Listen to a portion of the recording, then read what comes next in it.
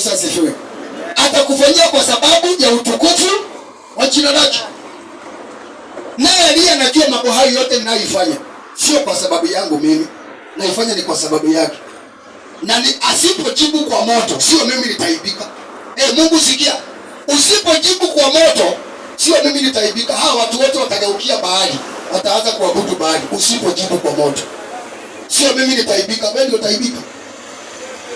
Na kwa sababu anaifanya kwa sababu ya utukufu wa jina lake, lazima Mungu angeingilia kati. Elia anasema na ijulikane leo ya kwamba wewe ndiye Mungu, na ya kwamba wewe pekee ndio unastahili kuabudiwa katika Israeli. Elia hata hakumaliza maombi, moto ulishuka ukateketeza ile sadaka, ukalamba mpaka ile mawe, ukalamba mpaka ile maji, kila kitu. Watu walipoona hivyo walianguka kifudifudi, wakasema Bwana ndiye Mungu, Bwana ndiye Mungu. Wacha nikwambie mpendwa, wewe ambao unamtumainia Bwana, Mungu hatakubali waibike. Mungu hatakubali watu wakucheke. Chochote kile unachokifanya kwa ajili ya utukufu wa jina lake, lazima Mungu ataingilia kati. Bwana Yesu asifiwe. Kama uko upande wa Mungu, lazima Mungu atasimama na wewe. Ukiwa upande wake, lazima Mungu atasimama na wewe. Bwana Yesu asifiwe.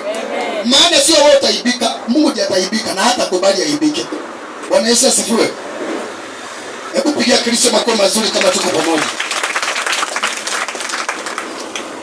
Kwa hivyo uchague leo ni nani unayestahili kumwabudu. Chagua leo. Ni Baali au ni Mungu wa Israeli? Ni Yesu au ni Shetani? Wewe uko upande gani? Chagua leo ni nani utakayemtumikia. Tangaza msimamo. Unajua kuna wengine wako kanisani lakini bado hawajaitangaza msimamo. Hawaeleweki.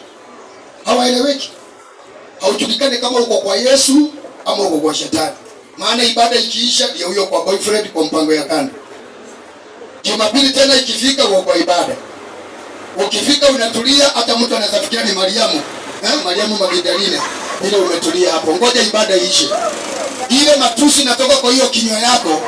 Yaani mpaka wale walikuona kwa ibada wanaangalia ni yeye ama ni mtu mwingine. Ni kama na confuse sio yeye. Yule alikuwa kwa ibada alikuwa mpole sana, lakini huyu ile matusi anaachilia, mimi naona huyu ni mtu mwingine. Yaani mpaka leo haijulikana wewe umesimamia wapi. Ibuka ukiwa mwenzako muuliza hivi wewe umesimamia wapi? Hebu ukiwa mtu na umwangalie ukiwa sita muuliza hivi wewe unakuwa umeokoka?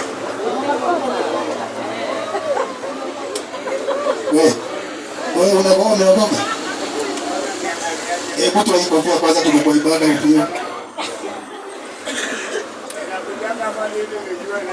Haya tulia ujue neno la Mungu.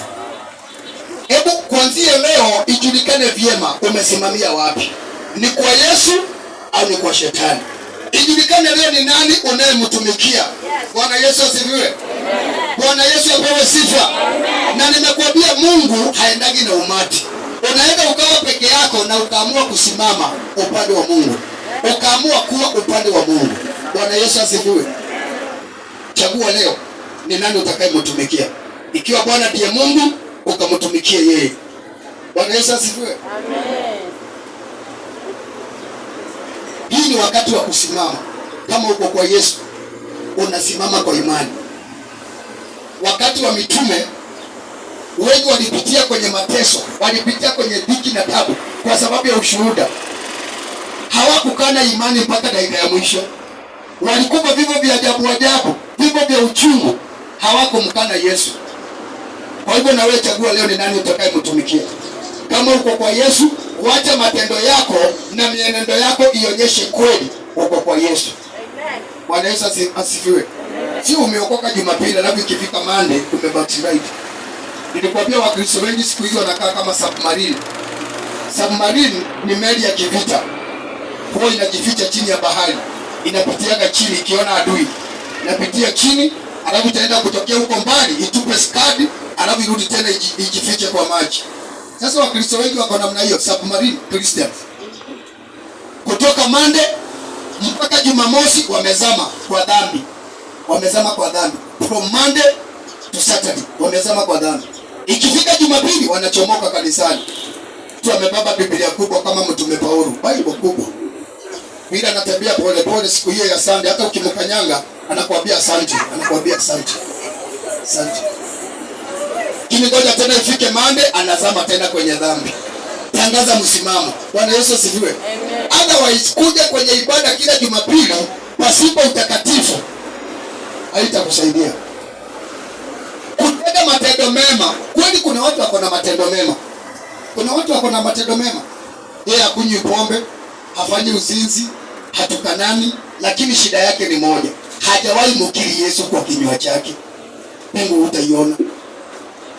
Unaweza ukawa wewe uko na matendo mema, hautukanani, haukunywi pombe, haufanyi uzinzi, lakini kwa sababu haujawahi mkiri Yesu kwa kinywa chako, Mungu hautaiona.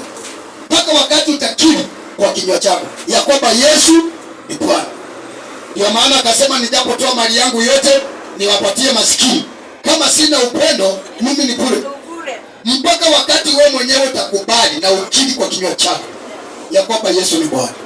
Bwana Yesu asifiwe. Amen. Ijulikane leo, ieleweke vyema umesimamia wapi. Bwana Yesu asifiwe. Amen. Ningependa nikusomee kitabu ninapomalizia kwa sababu ya muda. Ile kitabu cha Yoshua. Kitabu cha Yoshua